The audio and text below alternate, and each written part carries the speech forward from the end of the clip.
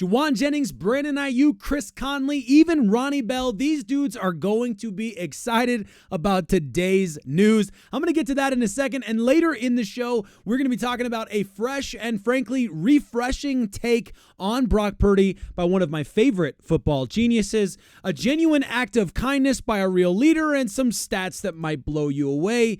If you're new here, I'm Nate. Love talking the 49ers. Please consider a like and a sub. I do really appreciate it. The headline today is, my goodness, let's get to it right away. Under 30 seconds, let's go.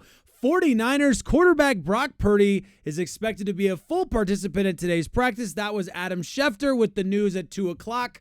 Fantastic. Or would have been 1 o'clock. Sorry, I'm on mountain time over here. But this is fantastic news for the 49ers. This is the kind of news that Juwan Jennings, that Brock Purdy, that Brandon Aiyuk, that Chris Conley, that Ronnie Bell especially really need to hear. QB1, the guy who's getting it done right now in the league. We're going to get to some wild stats here, and we're going to get to a genuinely excellent take, a refreshing take from Greg Cassell in a minute as well. But these guys are all going to be absolutely elated that he is healthy and ready to go, 100% full participant. That is all wildly good news for a team that has not had amazing injury news of late. So I'm going to take that one, and I'm going to be happy about it. Let me know in the comments if you want how you're feeling about that. I'm feeling pumped about it because of who Brock Purdy is, and I can't wait to get to you what Greg Cassell said today. Refreshing to hear from Greg Cassell. But a few other updates while we're talking about the QB1 Brock Purdy. Bleacher Report ranks Brock Purdy as the 4th best quarterback this season, finally getting the respect he deserves, and I respect that massively, massively. Congratulations, Brock, getting that. And it's we'll take what we can get. All right. Brock Purdy has had the most games with a passer rating of 113 or higher in his first 3 seasons. I don't know if you noticed, guys. First season, not a full season. Third season, hasn't even finished yet. So that's pretty cool. Casually making NFL history. I'll take that one. And we had a similar stat where he's 16 of 25 games of 100 or more passer rating has him tied for second with Kurt Warner, sitting behind Patrick Mahomes with 1 game left, I believe. So he could technically go above Kurt Warner, but would not make Patrick Mahomes. But that's pretty impressive. That's nice little company to be with there. This was an interesting stat I from Kevin Kruger here. 2 young quarterbacks with great weapons went on the road and took on the Minnesota Vikings defense. Brock Purdy, 319 yards with a 77% completion percentage and 101.3 rating. 17.4% completion percentage over expectation. CJ Stroud, 215 yards, 64% completion percentage, 68 rating, and minus 3.2% completion percentage over expectation. So there you go. I mean, that's just saying one thing, all right? I'm not trying to make that into something it's not. I'm just saying the stats as they're read, or as they're listed on this tweet here. But yeah, I love it. I absolutely love it, and we should all love it. That's fantastic news. One more thing on Brock Purdy. My goodness, Brock. He defended Ronnie Bell, and that was really special. No one, I wouldn't say no one, but I'd say just about everybody didn't feel like that was necessary. All of us would have been like, no, you can be as hard as you want on Ronnie Bell, because that ball he dropped more than one, but that one he dropped, the big one at the end there, was obviously critical.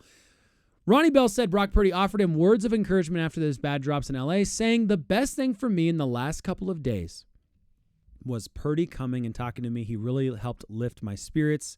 It helps a lot to have your guys having your back like that. We got to give Brock Purdy some massive leadership credit on this one, because it would be really easy for a quarterback who's out there 22 for 30 with 6 drops to be a little frustrated with guys who are dropping the ball. And that would be completely fair. It would be 100% understandable if Brock Purdy played the middle of the fence and was not positive or negative. And just, I'm not gonna touch that. But Brock Purdy went out of his way to be an encouragement to Ronnie Bell in the media and in private. That is something special. I love this kid more and more every single time I learn more about him. You know who else loves Brock Purdy? Greg Cassell. Listen to what Greg Cassell had to say today on with Willard and Dibbs on 95.7 The Game. I got the live stream pulled up because they haven't clipped this one yet, but here you go. Well, the way I'd answer that is I don't think there was any difference in Brock Purdy. I think he plays the same way all the time. I think Brock Purdy is a quarterback that understands exactly what he's seeing pre-snap to post-snap.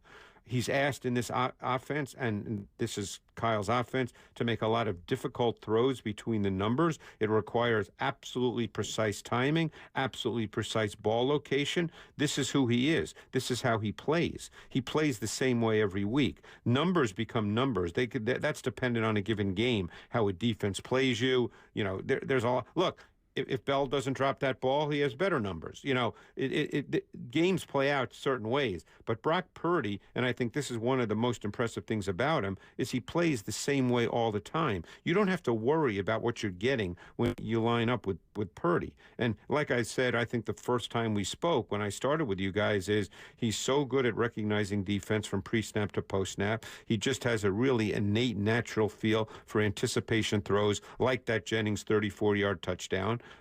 He's just a really good quarterback. It's because he's not physically imposing and he doesn't have a gun. You know, when I hear people say things like, well, this is a game where we have to find out about Brock Purdy, I don't really understand that. I think, you know, given that I've watched every snap of his, and I actually watched 3 years of his college tape, and I'll be the first to admit I did not love him coming out because a lot of the traits he's shown in the NFL did not show up on his college tape because that's not the way the college game is played. But there's no problem with Brock Purdy, and we don't need to decide each week whether, this is the game we find out about Brock Purdy. I mean, you could almost argue he really hasn't had a game where you went, oh, my God, this is a really bad game. Has he had bad throws? Sure, every quarterback in the league has bad throws, but Purdy has not had a stinker of a game. Do you remember Christmas last year, and does that qualify? 4 picks against Baltimore? I remember one of them against Hamilton was a really bad read. Yeah. And that was a really, really bad read. Weren't a couple of them tips? Yeah, two of them actually. Yes, they were. Two of them were. I remember the first half. I tell you what, now I do remember that game. In the first half of that game, the 49ers marched up and down the field. Yep, that's true. And then the game got away from them for various reasons. So no, I didn't. When I can't remember in detail every play from that game. It was a while ago. Sure. But I do remember they marched up and down the field in the first half. But like I said, he made a really bad read on the Hamilton interception. And you know what? That's going to happen. He's going to make. He could come out this week and make a bad read. That's going to happen. But I don't think. Like I said, I think we're past the point of deciding whether Brock Purdy is a really good quarterback. Yeah, I'm glad. I love it. I'm like all there for it. I love it. Absolutely. And Greg Cassell saying things that, mean something different than when we say them, right? This is a football genius. This guy watches tape like nobody else. He has insight like nobody else. And he's out there sharing it and, making me at least feel really good about it. Hey, by the way, Bleacher Report rates Brock Purdy as number 4 right now. Richard Sherman said top 5. What do you think? Comment below if you feel like Brock Purdy's a top 5 quarterback. You've made it this far in the video, by the way. What are we at here? 8 minutes in. Congratulations. My goodness, you're awesome. I love it. One more thing. 2 more things, that we got to get to real fast before we take off here. One is that George Kittle returned to practice today following his hamstring. He's limited, but he's in practice today. So we'll take that. We'll take that little nugget there. That's a good sign. I'm happy with that. Would like an update on D. Winters. Someone comment below if you have an update on D. Winters. I forgot to check before we started here. And this very unsettling stat came out recently. This was today as well. So Trent Williams is first in pass block win rate on offensive line among all tackles. Colton McKivitz, 53rd. If you want to do the math, there's 64 starting tackles in the league. Just, basic math, okay? And Colton McKivitz is 53rd. 53rd. That is why it feels the way it feels. And look, he can get it back. He can figure it out. He can have good games. I'm not trying to say, I'm not trying to hate on Colton McKivitz. I'm not a professional football player, all right? I can't throw stones in the scenario. But what I can do is say we need better production out of him. He's clearly the weak link on this offensive line right now. Aaron Banks, 9th among guards.